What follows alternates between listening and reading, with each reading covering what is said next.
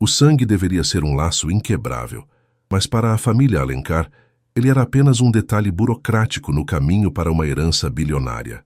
Enquanto os portões da imponente mansão em Gramado se abriam para a leitura do testamento de Dante Alencar, o ar gélido do Rio Grande do Sul parecia prever o desprezo que estava por vir. Entre sorrisos gananciosos e taças de cristal, um neto foi deixado para trás com nada além de um pedaço de papel amassado. O que eles não sabiam é que o verdadeiro império de Dante não estava depositado em contas bancárias, mas escondido atrás de um código que apenas o herdeiro de sua resiliência seria capaz de decifrar. Antes de começarmos essa história incrível, não se esqueça de curtir o vídeo, se inscrever no canal e contar pra gente nos comentários de onde você está ouvindo essa história. O nevoeiro em Gramado não era apenas uma condição climática. Naquela manhã, ele parecia uma barreira física que separava o mundo exterior da frieza que emanava da mansão da família Alencar. O ar cortante da Serra Gaúcha entrava pelas frestas das janelas de carvalho, trazendo consigo aquele cheiro úmido de terra molhada e pinheiros, um aroma que sempre me lembrava da infância, mas que agora parecia carregar o peso de um luto que ninguém ali realmente sentia. Eu estava sentado em uma das poltronas de couro desgastado da biblioteca, o lugar favorito do meu avô Dante. O som dos saltos altos da minha irmã, Heloísa, estalando contra o piso de madeira nobre, era como marteladas em minha cabeça. Ela e meu primo, Gustavo, não conseguiam esconder a euforia, mesmo sob os ternos e vestidos pretos de corte impecável que custavam mais do que eu ganhava em um ano como mestre marceneiro. Dante Alencar tinha sido um homem de poucas palavras e mãos calejadas, alguém que construiu um império de vinícolas e móveis de luxo do zero. Ele sempre dizia que o valor de um homem está no que ele constrói quando ninguém está olhando. Eu era o único que passava as tardes de domingo com ele, não para falar de negócios, mas para ouvir o som das ferramentas esculpindo a madeira ou para aprender a diferença entre o solo seco e o solo fértil. Enquanto Heloísa e Gustavo viajavam para a Europa com o dinheiro de adiantamentos, eu estava lá, limpando a serragem e aprendendo o silêncio. E agora, naquele salão gelado, a ganância deles era quase palpável, misturando-se ao cheiro de café forte e charutos caros que o advogado e Dr. Aristides preparava na mesa central. "Podemos começar?"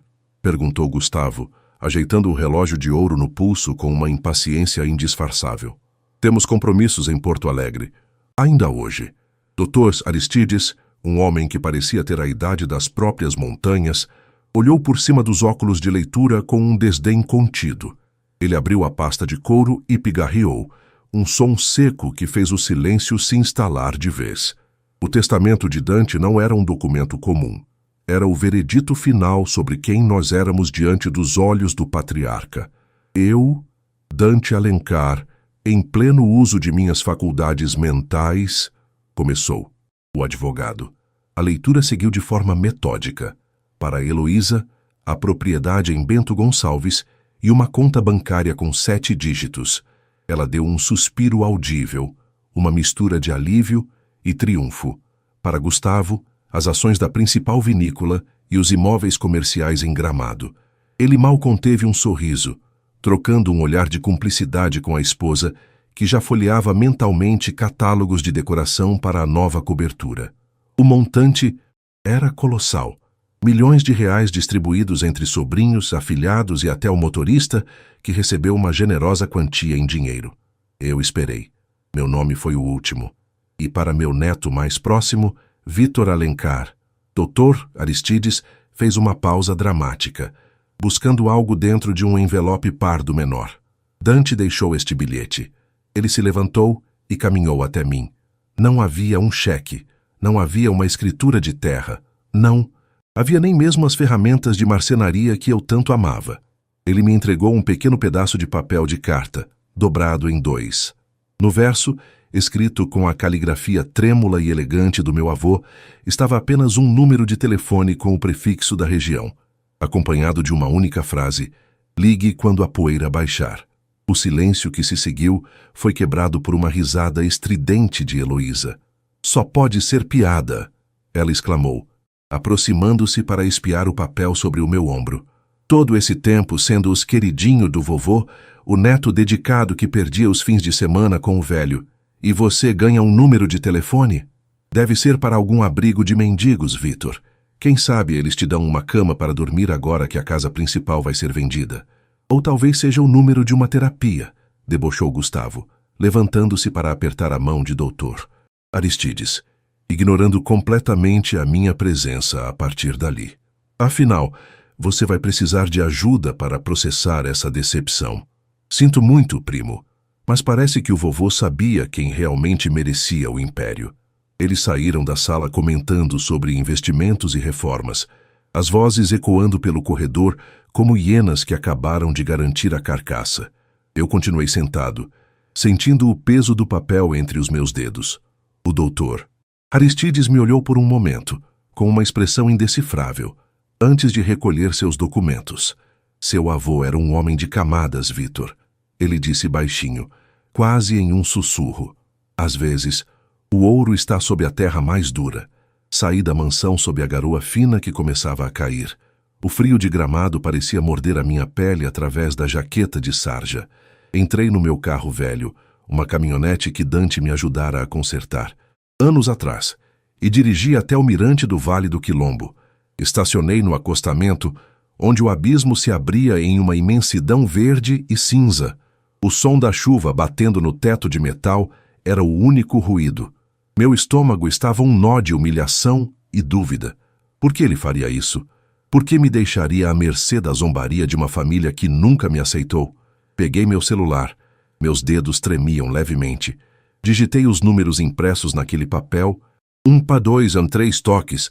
Eu estava prestes a desligar, achando que tudo aquilo era um erro grotesco ou uma última lição cruel, quando a linha ficou muda por um segundo e uma conexão foi estabelecida.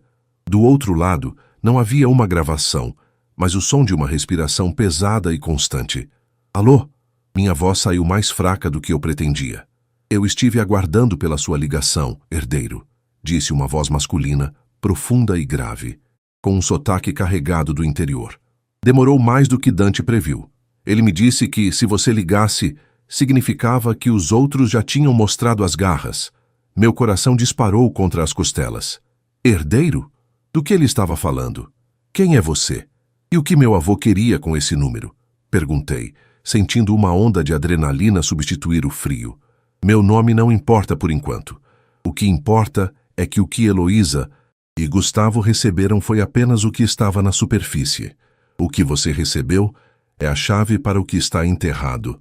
Se você quer o que é seu de direito e quer ver aqueles que te humilharam caírem de joelhos sob o próprio orgulho, esteja no galpão da antiga serraria à meia-noite. Traga o papel e não conte a ninguém, especialmente não aqueles que agora brindam com o champanhe que você ajudou a engarrafar.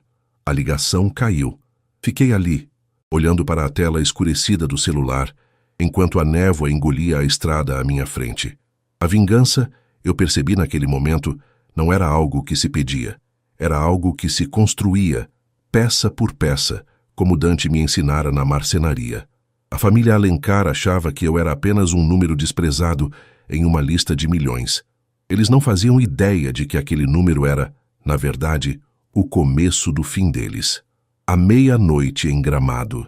Não é apenas uma marca no relógio.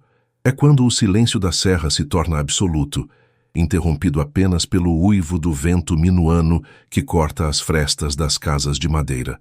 Eu estava no meu pequeno sótão, um espaço que servia de quarto e oficina improvisada, onde o cheiro de verniz e serragem era o meu único consolo. Olhei para o relógio de pulso, um modelo antigo de corda que pertencera ao meu pai, e vi os ponteiros se aproximarem do momento da verdade. O papel com o número de telefone estava sobre a bancada, iluminado por uma luminária fraca que oscilava conforme a rede elétrica da vizinhança sofria com a neblina densa. Peguei as chaves da caminhonete e saí. O frio lá fora era de rachar os lábios. Uma geada fina já começava a cobrir o capô do carro com uma película de cristal branco.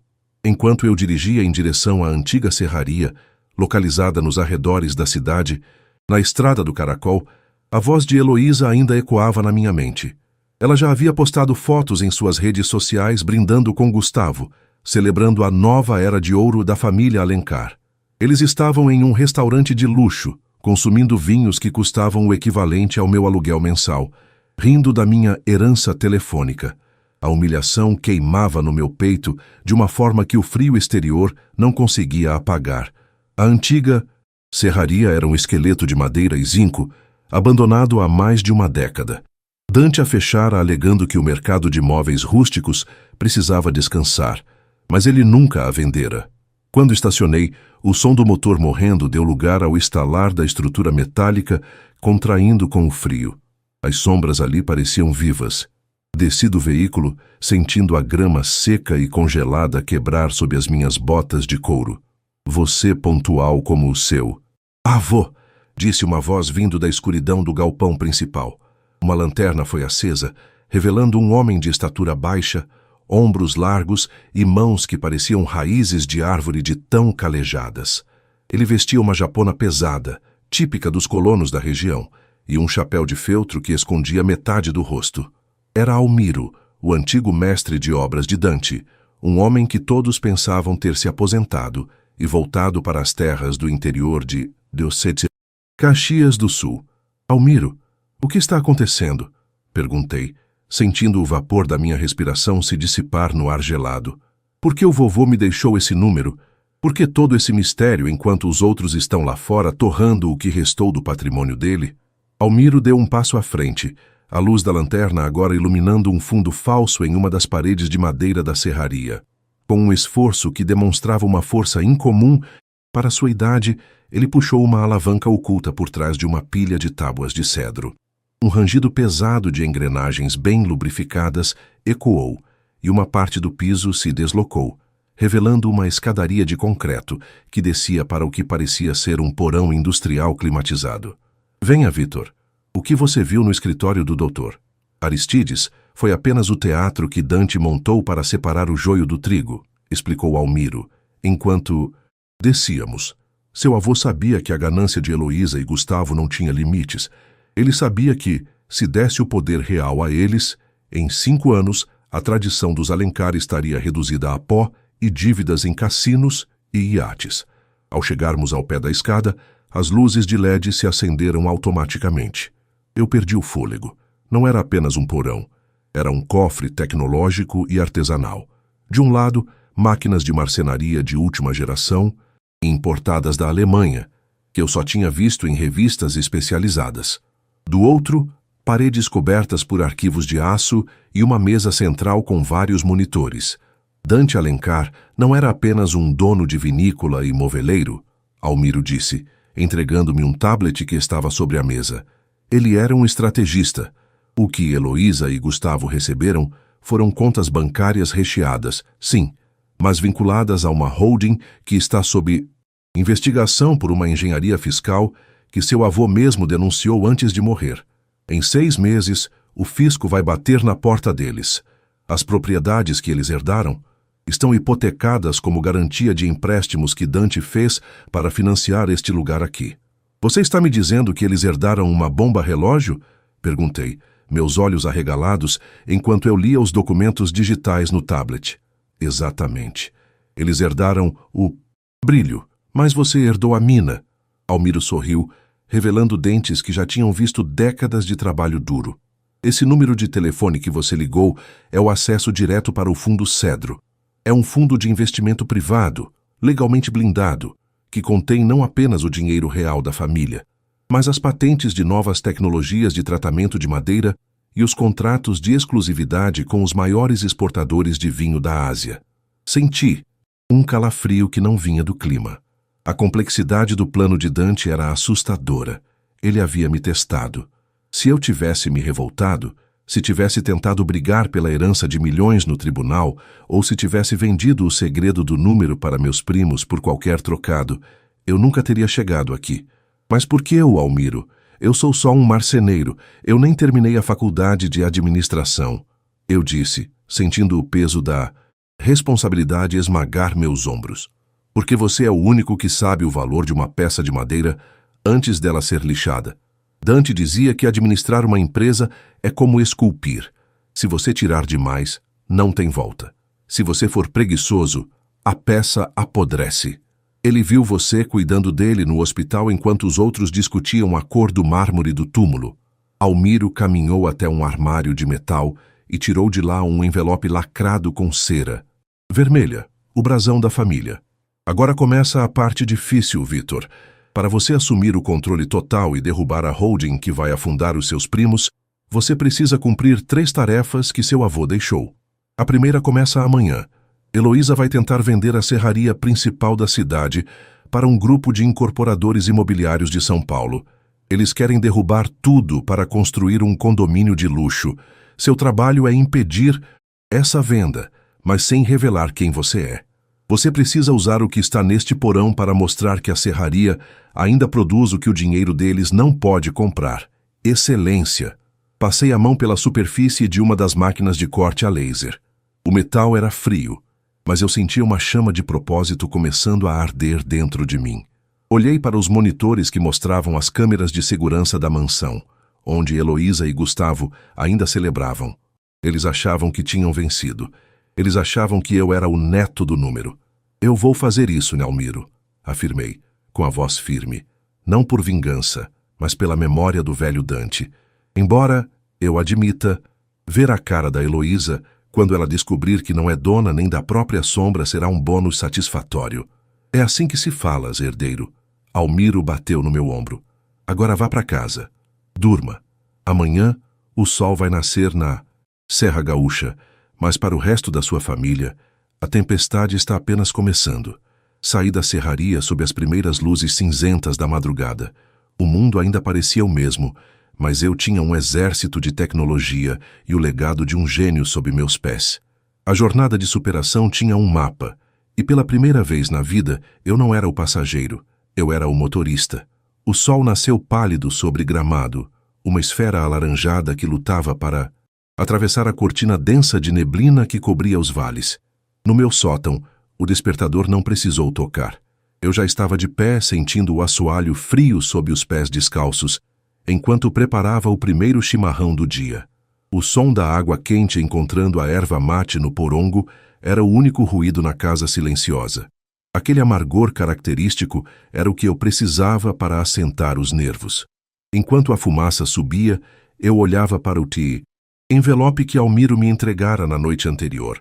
O selo de cera vermelha parecia uma ferida aberta, um lembrete de que a paz da minha antiga vida de artesão anônimo tinha ficado para trás, enterrada sob o peso de um segredo que poderia destruir ou reconstruir o nome dos Alencar.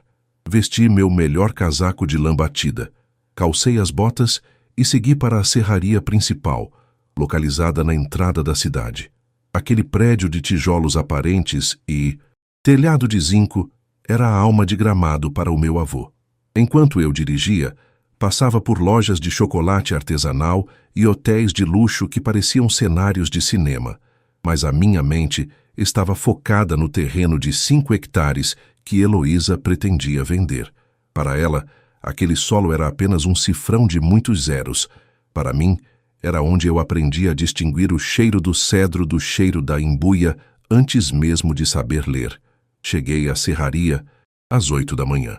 O portão de ferro, pesado e enferrujado, rangeu de um jeito que pareceu um protesto. Estacionei a caminhonete num canto discreto e vi que a movimentação já tinha começado. Um SUV preto reluzente, com placas de São Paulo, estava estacionado bem na frente do escritório administrativo. Do veículo, desceram 2 homens de terno cinza chumbo, segurando pastas de couro e olhando para o galpão com o desdém de quem olha para um entulho que precisa ser removido. Logo atrás, o conversível branco de Heloísa parou com uma freada brusca, levantando poeira.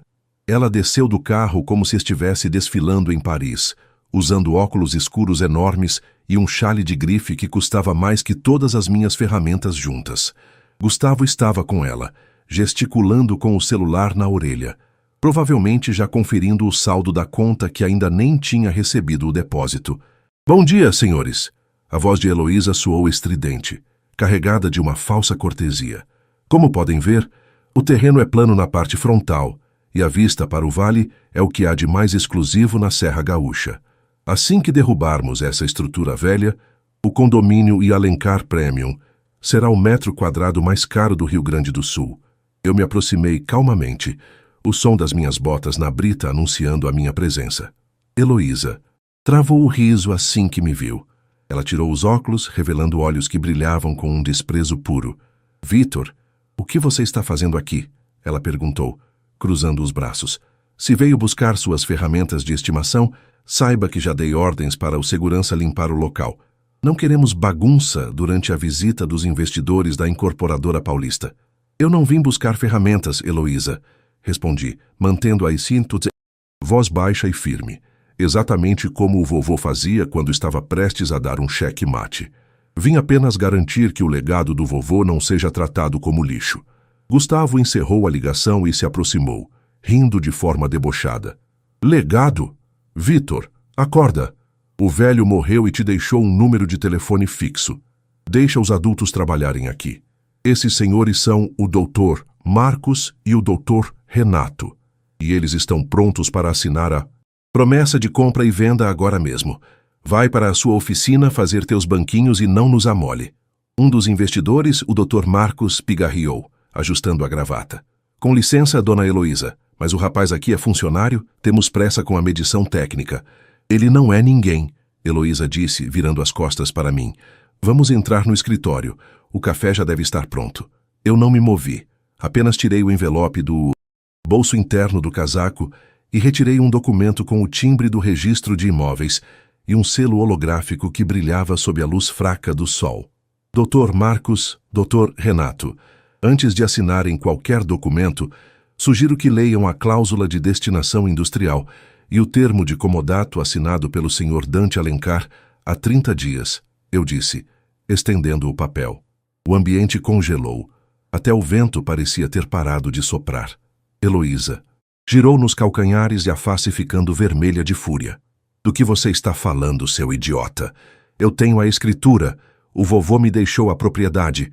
Ele te deixou o terreno e as paredes, Heloísa. Expliquei, enquanto o Dr. Marcos pegava o documento, visivelmente confuso. Mas ele doou o direito de operação industrial e a propriedade intelectual das máquinas históricas para uma fundação privada, o Fundo Cedro.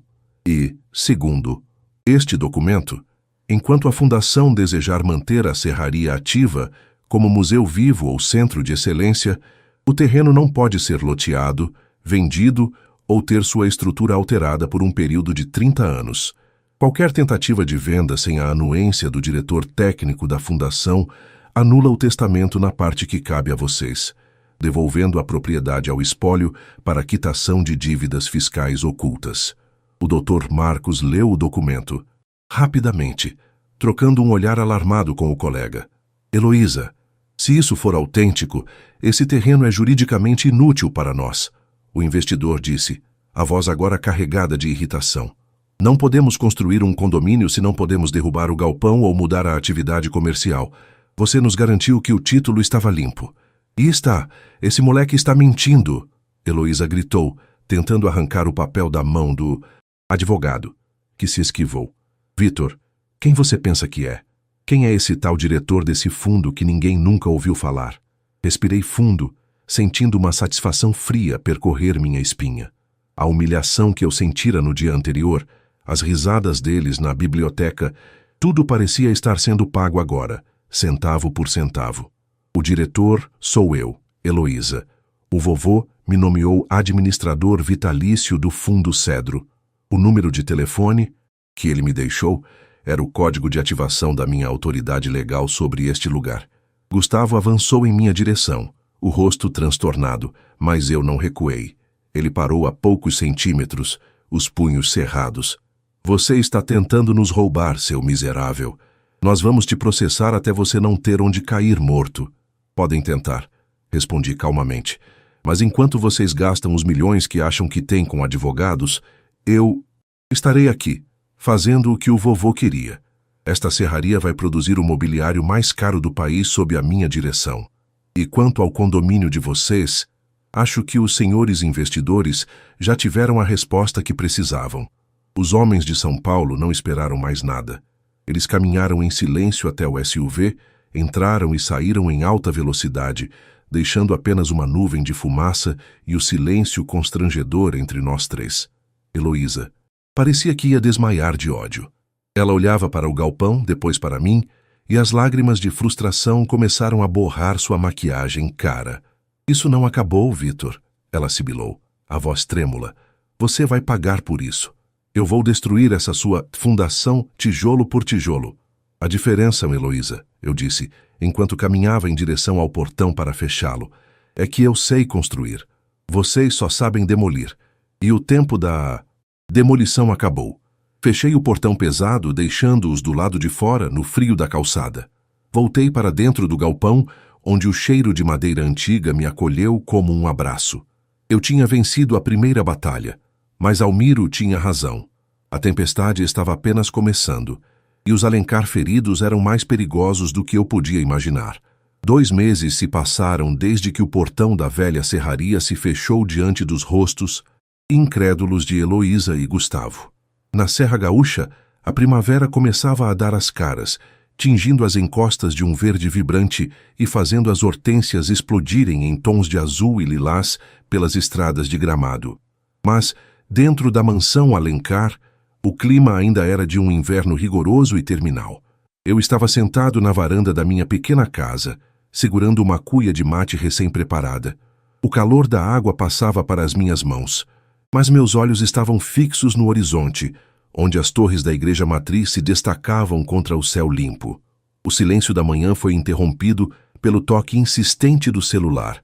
Era Almiro. Está na hora, Vitor. A voz dele soou grave e decidida. A Receita Federal acabou de confirmar o bloqueio de todas as contas vinculadas à holding principal.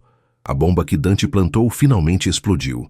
Desliguei o aparelho e senti um calafrio percorrer minha espinha. Não era medo, era o peso da conclusão. Dirigi até a mansão pela última vez como um parente pobre. Ao chegar, o cenário era de caos absoluto. Oficiais de justiça e agentes federais circulavam pela sala de estar, a mesma onde o testamento fora lido. Caixas de documentos eram lacradas, e o brilho das joias de Heloísa parecia opaco sob a luz das lanternas dos peritos. Gustavo estava sentado em um degrau da escadaria de mármore, com as mãos enterradas nos cabelos desgrenhados. Ele não usava mais o relógio de ouro.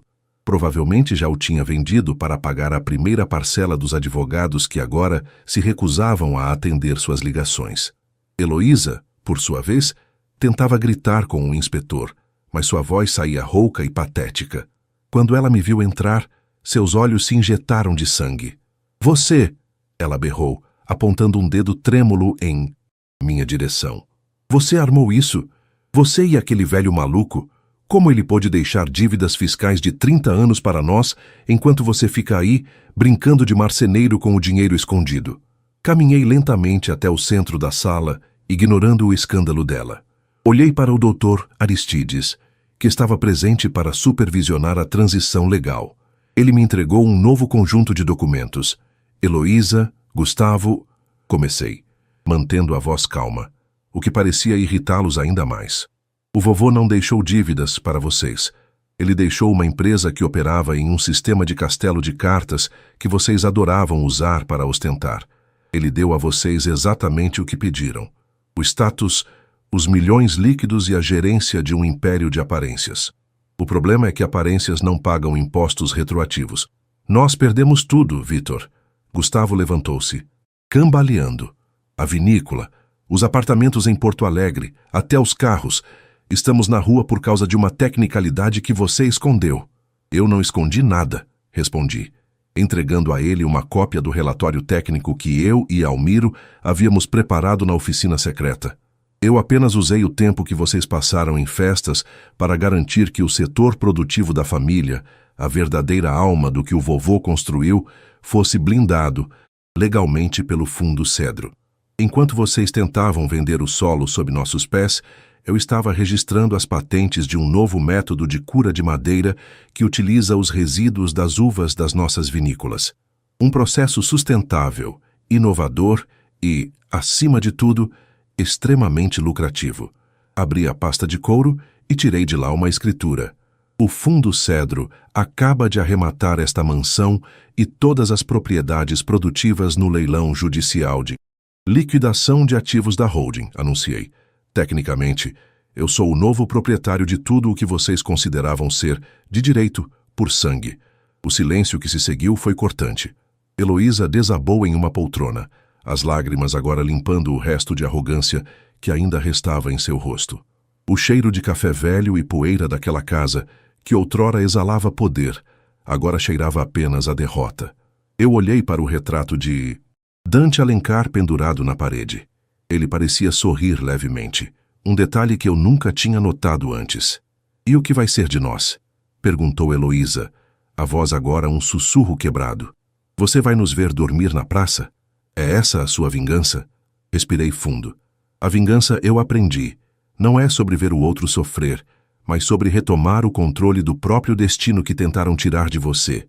Senti o cheiro familiar de serragem que impregnava minhas roupas. Um cheiro que agora representava a maior fortuna da região. "O vovô deixou uma última instrução no Fundo Cedro", eu disse, olhando diretamente nos olhos de cada um. "Existe uma verba de subsistência para membros da família que se mostrarem dispostos ao trabalho manual e aprendizado técnico. No meu galpão, na antiga serraria, faltam 2 ajudantes para carregar toras e lixar as peças brutas antes do verniz. Salário é o mínimo comercial, sem bônus, sem privilégios. Vocês podem começar amanhã às 6 da manhã, ou podem sair por aquela porta com o que tem no corpo e tentar a sorte no mundo que vocês achavam que dominavam." Gustavo olhou para as próprias mãos, macias e nunca usadas para o trabalho. Heloísa olhou para o chão de madeira que ela tanto quisera arrancar para colocar porcelanato. Eles não tinham escolha. O orgulho deles tinha sido a moeda de troca para a sobrevivência. Saí da mansão e caminhei em direção à minha caminhonete. Almiro me esperava perto do jardim, que agora eu planejava revitalizar. O sol da tarde batia no metal do carro, criando reflexos que pareciam ouro. Eu não era mais o neto do número. Eu era Vitor Alencar, o homem que transformou um papel amassado em um futuro sólido como o carvalho. Liguei o motor. O som era potente, rítmico, como o pulsar de um coração que finalmente encontrou seu ritmo. Enquanto eu descia a ladeira em direção à serraria, vi pelo retrovisor os caminhões de mudança levando os luxos inúteis da holding, enquanto eu levava comigo a única coisa que Dante realmente queria me deixar: a dignidade de quem sabe construir o próprio caminho. A névoa de Gramado tinha se dissipado completamente, revelando um vale vasto, cheio de possibilidades e, pela primeira vez em muito tempo, totalmente meu. Eu tinha vencido não apenas a ganância deles, mas a minha própria dúvida. O legado estava em boas mãos, calejadas, mas limpas.